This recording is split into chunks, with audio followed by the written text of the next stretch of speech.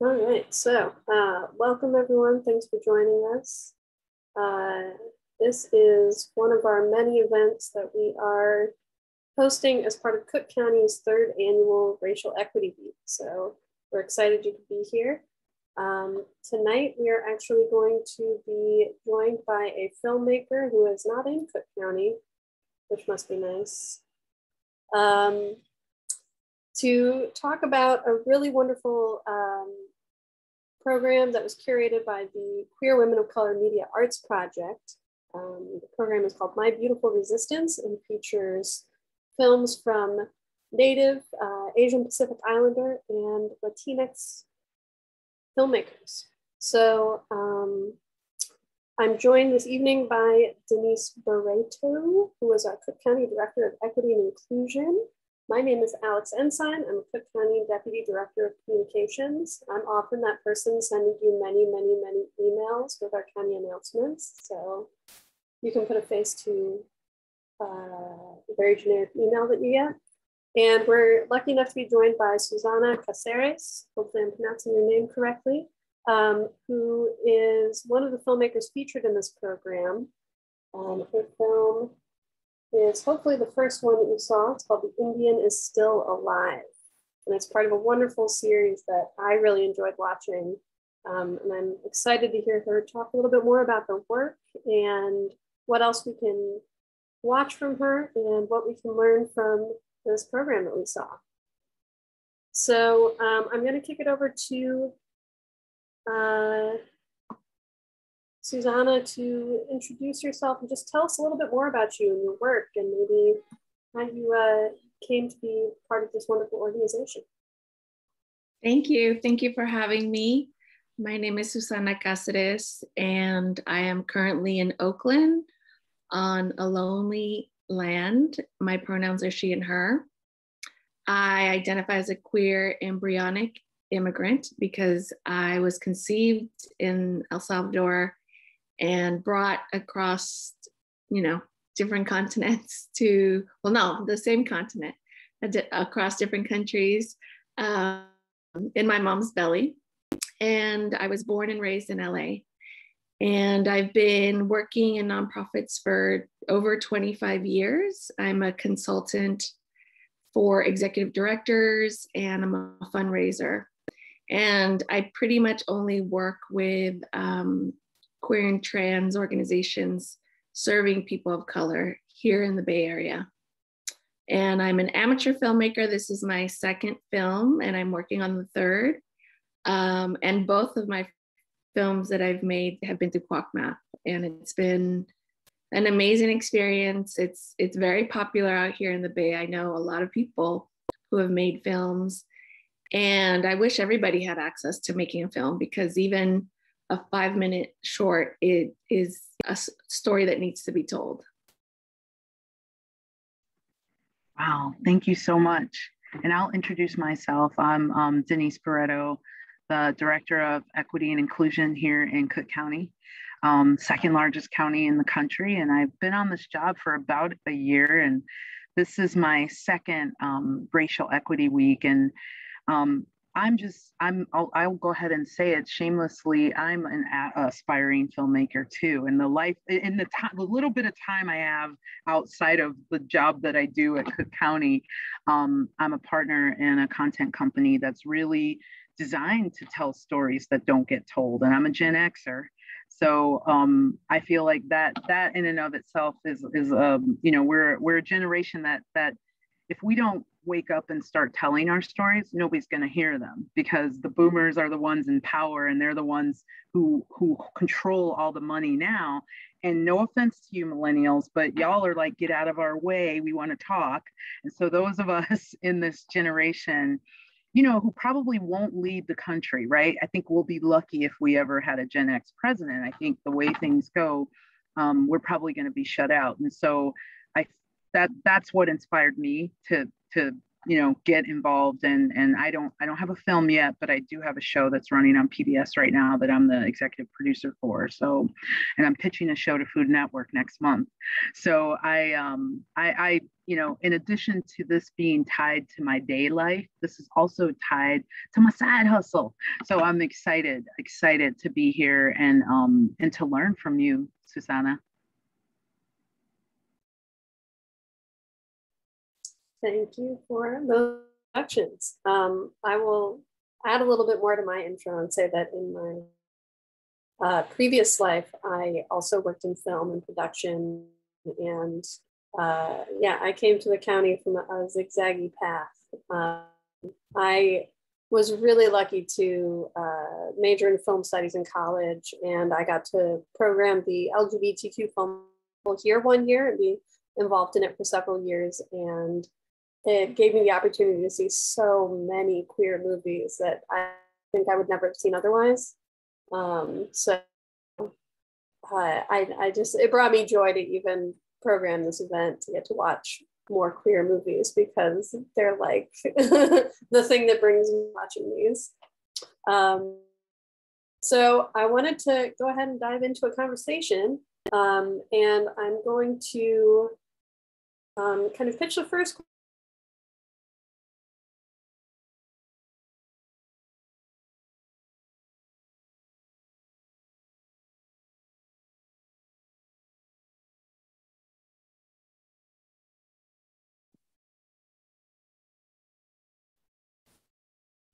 So is that only Alex, or is that mine?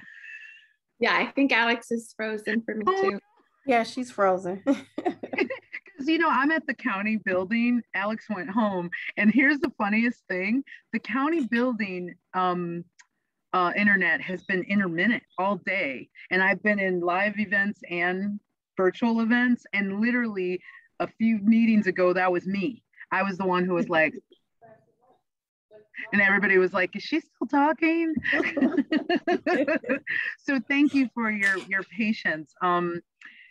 Actually, I'll go ahead, since I saw the run of show. Susana, would you tell us a little bit about your work? Like, you introduced yourself, but I would love to hear how you became part of the Queer Women of Color Media Arts Project, hearing what your background is with philanthropy and specifically the types of organizations. I'm curious as to what pulled you into being a filmmaker. And yeah, I think similar to you, I always, being born and raised in LA, like it's the industry, it's the company, right, that lives in my city. And so I think I always wanted to do it, but I didn't think it was attainable until I found out about QWOCMAP. And when I did it the first time, it was a 16-week program. And when I did it the second time, it was like a 3 to 4 day program. They do intensives. So, I mean, you should talk to Madeline and see if they can go to Cook County and have some county workers make some film. Running to write that down right now. Madeline, I'm texting her right now. Yeah, because it's such a privileged art form, and our messages and our stories need to be told. And there's no other medium like film, right? Because it's the visual, it's the voice, it's all the things. So like my first film was about my grandparents, their love story and their death story, and my grieving process. And it also talks about my connection with Indigenous ceremony as well as this film. Yeah. Well, and it's interesting that you made the comment about it's such a privileged thing, to be able to make films. And, of course, I know that as I've been raising money for TV shows and the such. But, when you say that, that really reminds me of not just films, but arts in general. Like, it's a luxury to be able to write the great American novel. And people of color, do we have the luxury to take off work? And one of my favorite stories is a friend of mine. He has a place up in Vancouver. He was the head of a foundation that was my client, and he told me if I ever want to do a writing retreat that I have access to his cabin. Y'all, that was 7 years ago, because who has time? I love that I have access and I have, you know, and somebody's offering me this beautiful resource to go and do a writing retreat, but I can't even string together like 4 days off. You know, so this idea of what a privilege it is to be able to have the luxury to tell your story. Could you tell us a little bit more about, like you mentioned that you did an intensive or whatever. I mean, I think people on this call may or may not know much about, you know, QWOCMAP and queer women of color. And, you know, it would be great if you could describe a little bit of, you know, how you heard about them and what the process was to be able to, you know, before I start hitting up Madeline, I want to know what I'm asking her for. Yeah, I mean, like I said, I think the queer community here is pretty small. Like most people know about QWOCMAP, and it's everything from San Francisco down to Oakland up to Alameda. It's a big area, but still it's pretty one of the unique programs here. So, and it's not a tedious application. And it's, what they do is they link you up with a mentor, with like a professional filmmaker who's going to be there at your shoot. They have you outline the story.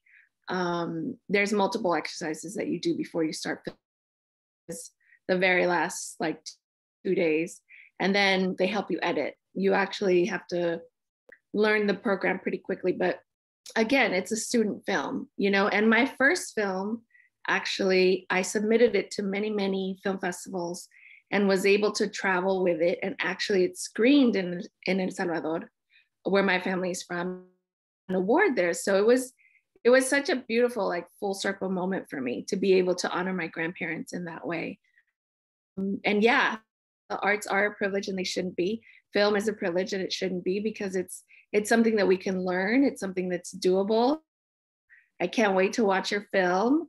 And I also want to write a book, and it feels in the same way that my film did, unattainable. Like, how do I have the time and the space and the energy in my life to write a book? But it's also really important. I mean, and when we do encounter opportunities, privileged opportunities like the one that you're describing, I think we have to take them, because I believe the universe is constantly sending us messages.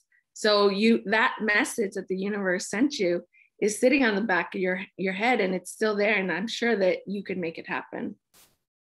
I appreciate that encouragement. You know, and you're absolutely right. Like, we make space for what's important to us, right? I never have time. Whenever someone texts me, do you have time? It's like, no, I don't have time, and I don't like you enough to make time, right? I mean, that's literally, if you're texting me asking, chances are I'm probably trying not to do it. But I love, you know, how does this film connect with other work, you know, that you're doing as a community leader and advocate? So this film has a really long title. It's called. I was just gonna say, would you tell us the title again? Because in case, like, everyone, hopefully you had a chance to screen the films ahead of time, because we're not screening them tonight. But yeah, would you let us know the name of the film? It's The Indian is Still Alive, and the Indian Knows the Songs. And that is because while I was doing a poetry reading, the person that became my teacher of the drum invited me to the drum. So we were both poets and we were both at a reading. And again, I felt like it was an opportunity for me to be in touch with my Indigenous medicine. Even though my teacher is Native American, Yaqui, I believe that there's a lot of traditions that Indigenous people had, and the drum is one of them. And so I definitely have connected to my ancestors through both of these films. I feel like it's the way to honor them. I feel like connecting, claiming my Indigenous identity is something that has helped me heal. And I have tried to incorporate Indigenous medicine into my nonprofit work as much as possible. And I've actually been able to fund Indigenous medicine and ceremony through grants and foundations at nonprofits, because healing justice, right, has become a thing that funders understand that needs to be funded. And so we've been able to bring which are Indigenous healers, to our nonprofits so that people can get individual, what are energetic healings. And we've been able to pay for it through grants. So I'm constantly trying to figure out how to get Indigenous healing and healing justice funded in nonprofit work. Wow, that is I think we're still a little far from that here, but I would love to fund that with some of our government funds. And I apologize for my technical difficulties earlier. I think they might have cut me off mid-sentence. So my next question for you was really, I think it's a good segue from what you just said. One thing that I really loved about your film was that the subject really, she speaks about her identity and about this community that she's built through the lens of it being a strength and not a deficit. One thing I actually find really frustrating often in the way that we talk about the people we serve is we really focus on deficits. Like one of the terms I hate is when we talk about underserved communities and people living in the, and I loved that there was just so much strength in the drum circle and in this sense of community. And I think one thing I've also found really interesting over the years, especially living in a really large queer community here, is that there are just micro communities that form. No one's in the entire community. Chicago, it's too big. Everyone's in their tiny little queer community. And I like the idea of these kind of micro communities that form. I'm wondering if you could kind of speak to what sort of strengths that you found when in the characters as you were building this film, and maybe also in your own life. It just struck me. I loved it. Yeah, I mean, for me, it was a privilege to be able to record my elders on the drum. So Ruth and my teacher Phoenix, who has taught me all these songs. It's a privilege to hear them speak about how the drum got started. So my understanding is that Two-Spirit people, queer people, trans people were very much integrated into Indigenous community. Like it wasn't a marginalized, place. It was just like everybody had a place and everybody had a role to play. And actually people who were Two-Spirit and queer were, felt like they were actually really special people and people that carried very important medicine for the community. So the drum, the fact when Ruth is talking about, we decided to create our own space, we got our own drum and create new traditions for ourselves. It's the fact that the knowledge was already there and that we had to make the effort to actually carve that space back again, because that was always a tradition within Indigenous communities and we were reclaiming that. So that's really, really important. And I think that often we do have to create the spaces that we want. Like many times I've had to create support groups that I want to be a part of because they don't exist. And that's unfortunate that we have to do a lot more work to create those spaces. But at the same time, I think that we deserve that support that we create for ourselves. Once we start grouping ourselves within people that like get who we are and are having a similar experience, and we can talk about it and we can come up with solutions for each other, like that's the support that we deserve. I couldn't agree more. And I see Alex has accidentally dropped off again. And I think, just to build on what you were saying, we need to talk about how much of an asset our communities are to each other and to society. Alex mentioned the comment that, we often talk about some of these communities as, from a deficit standpoint. And that's because that's the way, what they say, whoever wins the game gets to tell the story, right? Or whoever, or I'm a soccer player. So I always say whoever owns the ball, they're the ones who determine the score, even when they don't let you score. And for so long, a lot of our stories have been framed, from, a dominant culture standpoint. And so it's very difficult for dominant culture to see anybody as an asset but themselves. So I love what you just said about, and I love the language that you used in the terms of that's the care we deserve. And that's powerful. That's really powerful. One of the things that I loved about your film too is even the name, The Indian is Alive, because I feel like a lot of times when people talk about, especially Native Americans, it's like in past tense, like they don't exist anymore, or like, what was happening to them happens, in the past, and not that it's still happening now. Like any stat that you hear about well-being, while Black people are absolutely at the bottom, so are Natives right there with us, and always at a much bigger concentration. Like, when you talk about, if you were to cut the data around these officer-involved shootings or rapes or women, assaults, when you look at that, and you cut it by demographic, people should be screaming because of the ways in which Indigenous folks are also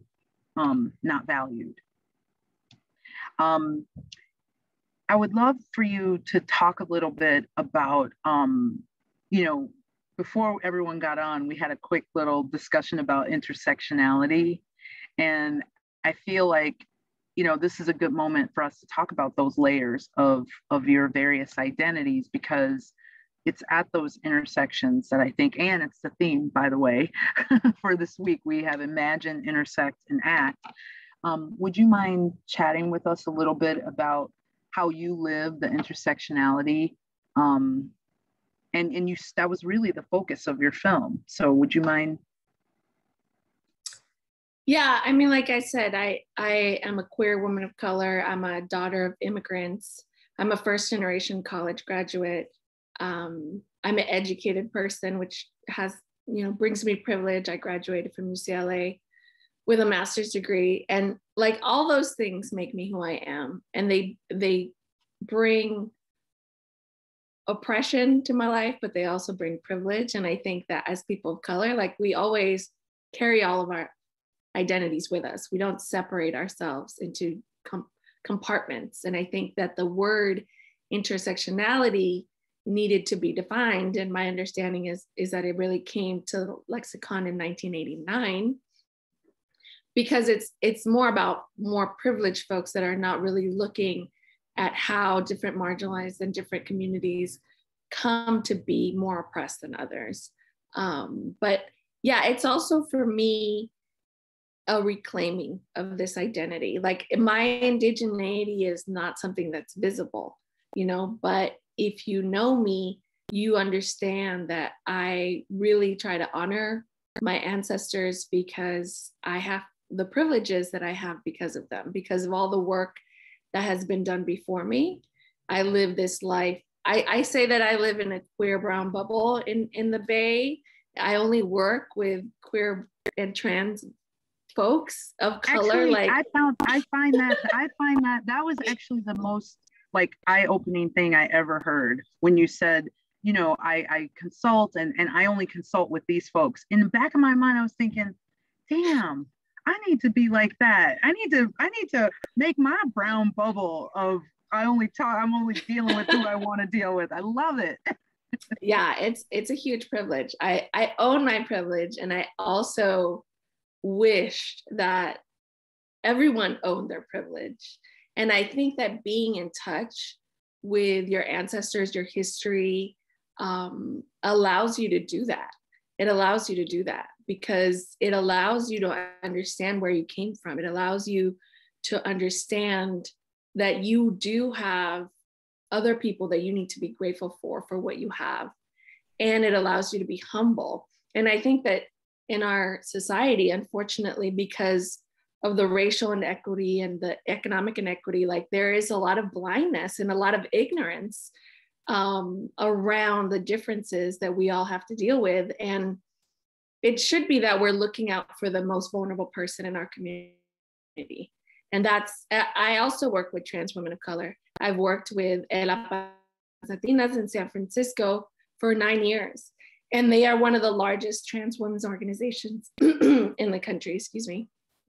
And so, yeah, if we look at the perspective of that person, and we talked about this earlier, if we made everything accessible to them, but if we also included them in the conversation, I think that's super key. I think that people that are dealing with the issue have the solutions themselves, and we often leave them out of the conversation. Yeah. Always. Well, and I'm really glad you said that, because yesterday President Preckwinkle took a walk with the Brave Space Alliance, their executive director, and the Brave Space Alliance is a organization here in Chicago that really is an advocacy and health. And actually, Alex, if you can talk about it, you're probably better at talking about it than me. But I just wanted to add that, like, having the president go there and take a walk with Lasaya was, we were so excited that they were open to that, because I think the president is going to be changed for that. She's going to have a different point of view when she's sitting in a room and she hears something, and now she has a resource, right? Because I think sometimes when people think about different folks from different communities and different identities, it's kind of like this obscure thing, you know, there's somebody out there that's trans or somebody, but once you meet and walk with somebody and you talk to somebody and you hear their stories, you're imprinted and you never change. You don't get to unknow what you learn. And so, Alex, would you maybe chime in on the Brave Space Alliance and why that was important to us to get the president there? Because it really picks up on the point Susana was making. Yeah, and hopefully my internet will continue working. I don't know why it's choosing to stop working right now. That's just fate. Yeah, so the Brave Space Alliance is an organization here that specifically focuses on trans individuals of color. And they're also located in Hyde Park, and they serve the south side of Chicago, and are really focused on places where there aren't other LGBTQ organizations to help. So they actually do direct aid and they do advocacy work. And what has amazed me about the way we've been able to work with them is that very often, like with people like Tony Preckwinkle, who are progressives, they don't know everything and really do need to learn from community. A lot of the things that we've been able to change with their guidance are not even complex or strange things to change. Like one of the pieces of legislation that we worked on a few years ago that they really, you know, co-wrote with us and advocated for and helped us to get passed was just to make gender inclusive restrooms a thing in Cook County. It's, you know, it's not rocket science. It's really scary to go into a public bathroom and get screamed at by people who think you're in the wrong bathroom. It has happened to me. It's really dehumanizing. So being able to work on that legislation, it was just something Tony was like, of course, let's do this. I can't believe this was a problem I didn't know about. I'm so sorry. Let's get this passed. It was the same thing when she visited Brave Space Alliance yesterday. She was like, oh, of course, the work you do is really important. What can we do to help sex workers? And I think they were all just delighted to hear this from the county. Coming from a 74-year-old Black woman, right? Yeah. Like, I mean, seriously, let's be real. Let's be real. Like, you aren't going to hear your auntie. I'm not going to hear my auntie ask what we can do for sex workers. That's awesome. And I think we should be asking the people that are in the community, absolutely, you know, how different would it be if we didn't make any public policy unless we had that really significant input from the community? It would be life-changing. Yeah, and that's the direction we for sure are going in. And at least Alex froze on a very cute smile, right? But no, Lasaya actually sits on a community advisory council that we put together. And I'm going to go ahead and say this, and I don't think I'm out of turn. The reason yesterday's walk was possible is because we asked Lasaya to come to the table with us last summer, right? When we were doing our COVID response and we were looking around and really trying to put together a community advisory council of people at all the margins of life. And I can remember Lasaya was one of the people that was like, do I really need to be on this? Is this another one of them? You know what I mean? Lasaya was very vocal in literally saying that, you know what, I don't know and I don't trust. And I was like, just give us a chance, like come and we're not asking you to check a box. We're asking you because we actually want to be able to do something right in service of the people that you serve. And so what you said, Susana, is spot on. Like, it's a good thing that we built that relationship with LaSaya last summer, because then when we started to talk about Racial Equity Week and about this program we were doing and how we wanted to bring the president on site, there was no, there was no hesitancy. There was trust and there was relationship built. And believe me, LaSaya has made it clear where we failed and where we, but LaSaya still comes to the table, and LaSaya is welcome at that table and really, quite frankly, directing a lot of what's happening. So you're spot on. The answer is always in the community. It's just how much are people that are in power willing to share that power, because that's what it's all about. Be humble and know that you did not get there on your own accord. No, I don't think any of us have privilege. And when I got to UCLA as a child that grew up in South Central and Pico Union in the ghetto, mm-hmm. And I don't like when anybody uses that word. I can use it because I get triggered because I'm like, I grew up there. You don't get to. I'm from the hood, okay? Right. So doesn't fool you, okay? So off right away. I finally got to UCLA. That's when I understood that I had actual privilege, and I didn't understand what UCLA meant. I didn't know there was no Latinos there. I really did. I was out of my pond for sure. But as a queer woman of color, again, first generation American, I can be humble and I can own my privilege, and so can privileged rich. Oh no, is she freezing up or is that me? I think she's freezing up. Okay, wow. Dang it. Everyone's internet is bad.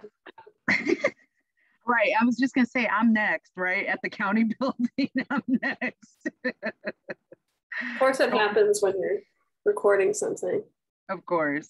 Well, I'm sure she'll log herself back in, but I want to just highlight something that Alex R put in the chat. One of our participants, thank you and welcome for being here. And what Alex wrote, her said, it's so great to hear that she asked how she could help rather than trying to fix things based on her own understanding of the issue. That's one of the reasons I'm even here, because there's not a politician in this country I'd work for other than Toni Preckwinkle. And I'm saying that on tape, and it's going to be perpetually in the YouTubeverse, because I know that she is who she says she is. And being a teacher and being an educator, she's probably one of the most curious people I've ever met, even at 74, right? Like she doesn't pretend or try to act like she knows something she doesn't know. She's willing to ask that question and engage in that way. Yay, Susana's back. Now Alex is frozen. I don't mind. Can we unpack something that you've said a couple of times? And only the reason I'm saying that is because every time someone says be humble, I get triggered, and I'm going to tell you why. Mm-hmm. Because I feel like white mediocrity is a thing. And so I don't hear people asking white mediocre people to be humble. People are always asking people that look like me and you to be humble. And so I'm actually more subscribed to your neighbor, Kendrick Lamar's, I can't fake humble because you're insecure, or the fact that, like, I feel like humility can often be a tool of the patriarchy and white supremacy. And am I overreacting? Because I do, like, every time I hear humble, I really don't see the people that need to be humble being humble, And so I always feel like when it's people like you and me, when people ask us to be humble, and I get told all the time I'm arrogant and all these things, I'm like, but my confidence comes from my competence, and I've done the work. So no, I'm not going to be humble, but I would love to hear your perspective on that, because it's a thing. Yeah, I mean, I don't know where I ended my sentence with you all, but that's what I was saying. The fact that the people in power in this country have their power because of the atrocities that happened in this country, they should be humble. They should be humbled by that. Absolutely. And they should come seeking knowledge, not like telling us what the solutions are, because I often don't think that the people in power, especially in philanthropy, that's actually, I mean, philanthropy, that's the whole model of philanthropy makes me angry, right? Because any money that any foundation in this country is sitting on, chances are somebody like me helped them build that, right? Somebody in my history helped Mary Babcock Reynolds. That, you know, I think about the Reynolds Foundation, I think about the Rockefellers, I think about all these different families that benefited, you know, and then right now, you know, dribble out 2 and 5% of that money that my ancestors built, right? So it's like, what? Yeah, absolutely. I mean, non are problematic for sure, because people make people write all these applications for these grants. It's like, just give us the money. We know what to do with it. Yeah, not only that, not only give us the money, we know what to do with it. And why do we have to keep proving to you? We can see all the data, we can see, you know. And today I was in a conversation with my peers at the state of Illinois, as well as the city of Chicago, because it's the first time in history that all of us have a person, you know, dedicated to equity.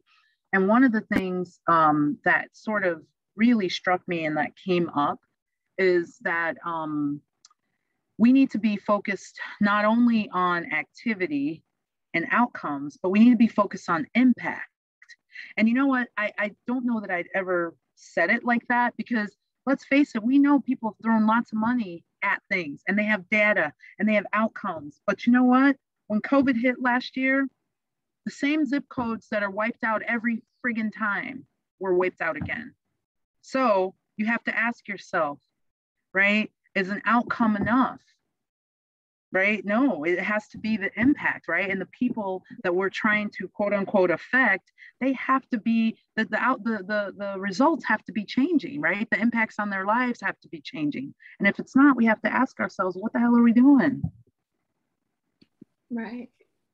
I mean, for the first time, we were able to give out economic assistance as a nonprofit, which is in Visa cards because of COVID. And it felt really good to give people money. I mean, there needs to be a huge distribution of wealth in this country for anything to be actually equitable, because I heard this something like the biggest hoarders are the rich people that are like sitting on their money for no good reason. Like, nobody needs to be a billionaire. Literally, nobody needs to do that. And I'm actually working with my first high-end donor, and she's giving away $3 million, and she's a queer woman of color. And she wants to continue to give and give and give. And that's where people should be. Like, that is inequitable wealth that you should be giving away. You could still secure your child's future and your children's future and give most of your money away. I mean, that's what I'm talking to my donor about. That's so great. And it's, you know, it's funny, one of my clients on the West Coast a couple of years ago, basically I was their consultant as they were spending down their money. So the founder of this foundation, he literally said, he set it up, I forget how old he was, but he knew that, you know, I think he was in his late 70s or early 80s when he set it up. And he literally said, I want all this money spent in 20 years. I know I'm going to die. So, and then he had his son, you know, sort of at the helm. And it was really cool to be with them as they were, you know, spending down this money, because that's just it. I mean, some of these folks, with their trickling out a couple percent, they're making more than a couple percent on the interest alone. So the fact that you think you're doing something good because you're giving away 5% when your ass made like 15% last year or whatever, right? It's like, what? You know, I want to, you know, that actually, you know, that is a great, it's not a great pivot, but I want to talk about something. You talked about, you know, strength and community in the, you know, Bay Area, and specifically in the QWOCMAP, right, in this organization. I would love for you to tell us, in your words, you know, what are some of the greatest strengths of people that have some of the intersections of identity that you have, because I think part of the problem is, again, that whole deficit mindset, as opposed to understanding what are the strengths that people bring to our communities. Would you mind? Yeah, so a lot of my community is doing what I'm doing, which is remembering and reclaiming our Indigenous identities. And it's a really beautiful thing. And that's what my film is about, right? Like, I'm learning Native American songs. When I sing, I'm not singing songs that are from my Indigenous people in El Salvador. Wow. There's some Nahuatl songs that is my native language, but it wasn't taught by someone from my country. But I do believe that it's my ancestors bringing me this medicine. And I think there's a lot of healing that needs to happen. And for me, it's been associated with that. It's like, how did my Indigenous ancestors live? How did they commune? How did they take care of each other? And I believe that if, we had stayed within those traditions, within that medicine and what I call Indigenous science, we wouldn't be environmentally where we are today. And we wouldn't be, with such disparities amongst different people when it comes to resources, whether it's housing or economic or educational. Like, I think Indigenous people, the way that they did things was a lot more communal. It was a lot more efficient. It was about communing with the earth. And as I'm learning about plants, as I'm learning about ceremony, like, it has allowed me to really understand how my ancestors survived and how I can really release to the earth. When we do ceremony, we are releasing to the earth, because the tradition is that can hold anything that you no longer need. So, for example, when we go into a sweat lodge, it's literally dark. It's literally returning to the womb of the mother. And you can literally release whatever you want within that ceremony. You can scream, you can cry, you can throw up, you can do whatever you need to do to release physically in your body, spiritually in your body, in your soul, what no longer serves you. These are healing ceremonies that our ancestors had. And I'm sure we all can do a little bit of research to connect. There's a beautiful school here in the Bay Area. It's called Ancestral Apothecary. Now they're online, and they do a lot of classes around plant medicine and Indigenous ceremony. And it's really helped me. And I think when you talk to me about, like, what is the strength of our communities, is that we know and we can remember and we understand what are the solutions for our community. And to me, that's Indigenous knowledge. When you walk with that person, when that elder walked with that young person in that community, they're Indigenous to that community. And they know what's up. They know what they need. They know what's wrong. They know what would fix things. And it is a beautiful thing. That's what we need to do, is walk with each other more. I love that. I love that. Yes, that's cool. Thank you. Thank you. So hopefully my internet will stay back long enough for me to ask another question, because every time I hear a snippet, I have more questions, because I think one of the things that I've found really interesting, especially from a queer perspective and being a non-binary person, is how, like, so much of what we think of as, a dominant, this white culture, that this white European culture has such a failure of language and understanding of non-binary people and trans people. And I find it fascinating that so many people who are not Indigenous use the term two-spirit just to describe, like, this is my gender identity, because we don't have any words in English that, can speak to this concept. It just came up when you were talking about these different strengths. I was thinking to myself, like, we have to use this term. Like, I've learned more about my gender identity and expression from reading about Native American cultures than from my own, because we don't have anything like that. We don't have anything that even resembles something like a two-spirit person. And the fact that a two-spirit person is revered and a part of the community and a respected part of the community, and an elder is just like with, what you're talking about in terms of respecting the earth and sustainability. It's like there's so much that we could learn from and draw from, not in an extractive sense, but in a learning from our teachers sense. and I guess it's not so much a question, but it was just something that I really, really loved that also really struck me about the film. Like, we're having to hear about this and learn about this from the indigenous cultures that are doing it right. I love that, Alex. And I want to tell you all, I did the whole DNA thing and found out that my ancestors are from Tikar. I'm like 92% West African, and Tikar is a people. They border both Cameroon and Nigeria because, back before people came and carved up Africa, it was just one big place. And I learned that in that language, there's words for transgender and words for all the different, gender fluidity and things like that. I'm learning that. I'm not learning the language, but I'm reading about it.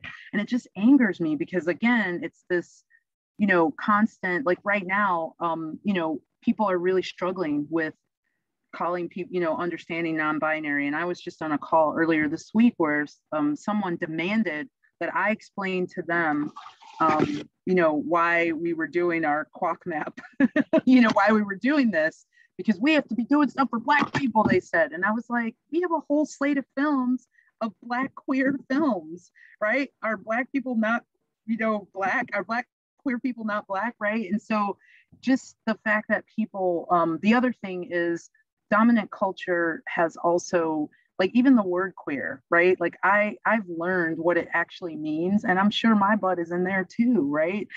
Based on the lifestyle that I have and the way that I present. But that's not what I grew up understanding and learning, and how the language. And so I love that. And I guess this would be a great time for us to open it up for, if anybody in the audience wants to put you guys have been everyone's been very, very active and responsive. But if there's a question that you might have for Susana or something you want to add, we'd love to hear from you in our last 7 or 8 minutes.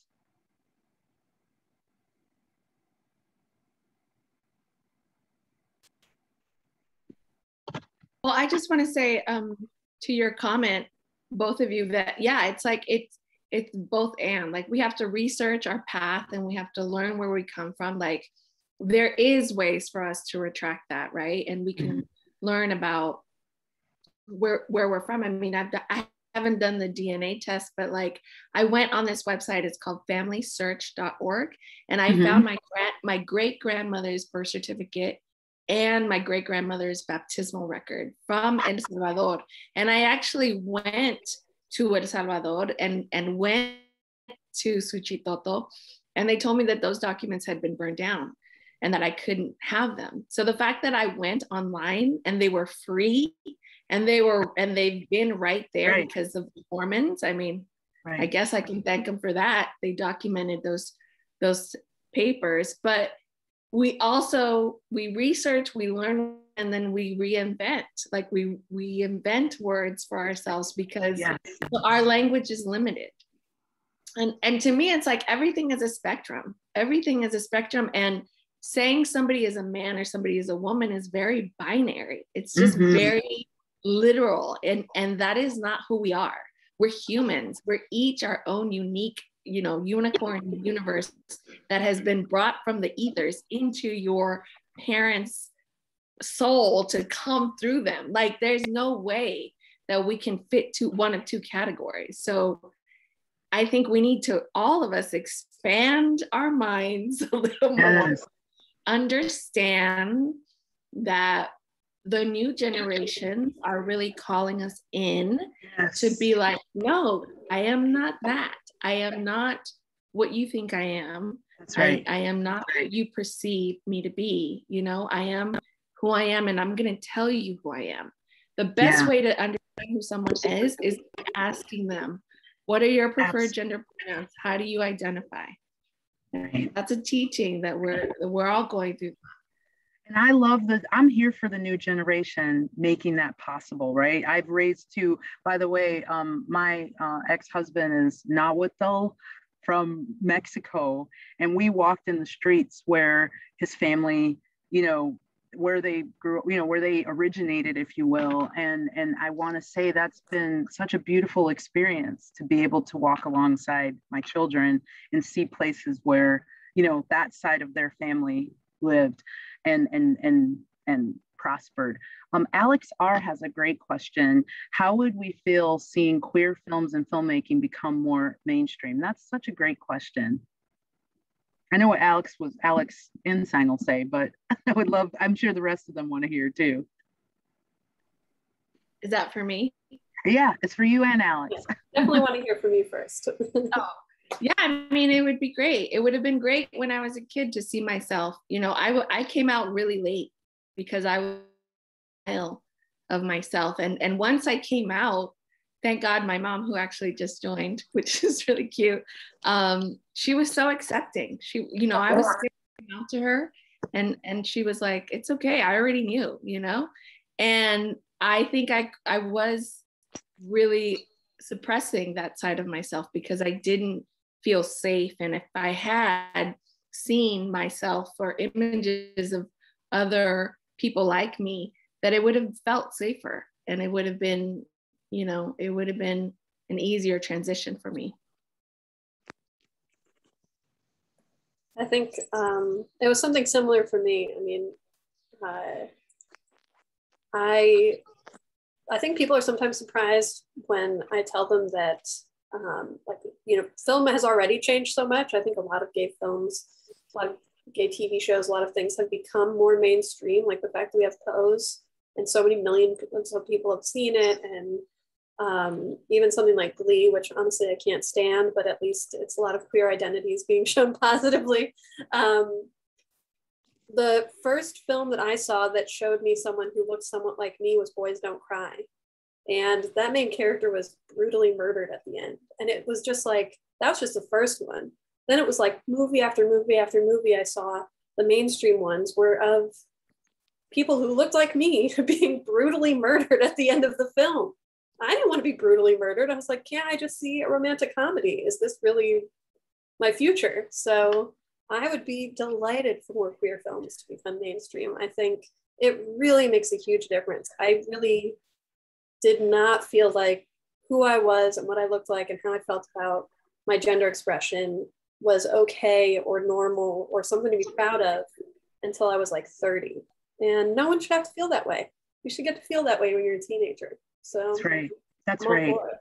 And you should be affirmed in who you are as soon as possible in life. And that's, you know, as a cisgendered, you know, I that's the one thing, like whenever I hear those stories, my heart just breaks, right? Because like you said, a rom-com, that's my jam. And that's, I mean, none of that ever happens to me, y'all. I am like the tragic love woman, but the fact of the matter is I could see it, right? It wasn't something I had to dream about or imagine, or I could kiss guys and walk hand in hand on the street. And I remember in my early 20s moving to Lakeview, which in Chicago is a pretty gay area, gay friendly area. And then when I moved there in the early 90s, I can remember people not being able to walk down the street holding hands, even though we were in a gay neighborhood.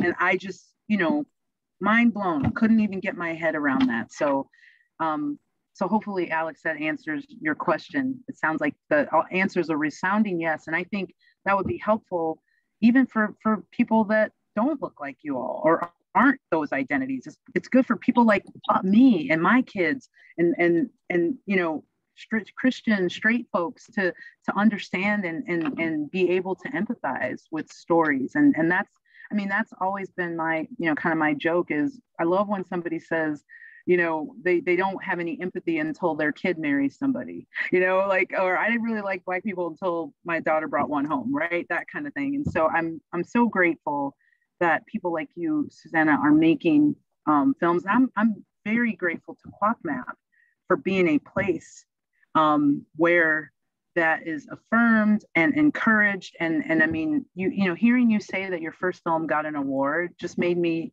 my heart warm and get chills, not only an award, but in your parents' native land. Yeah, thank you so much for having me. I really appreciate. Thank you for showing the films that you did. It's really important for us to be seen. Yeah. Well, Alex, you want to have the last word? I just want to say thank you so much for joining us and for just dropping many seeds of wisdom in this conversation. I really appreciate it. And I really thank you for your film. I just loved it. And I'm really excited for us to hopefully program more things from QWOCMAP. So hopefully this won't be the last time we see you. That's right. That's right. Thank you everyone for joining us tonight. Thank you. Have a good night. Have a good night.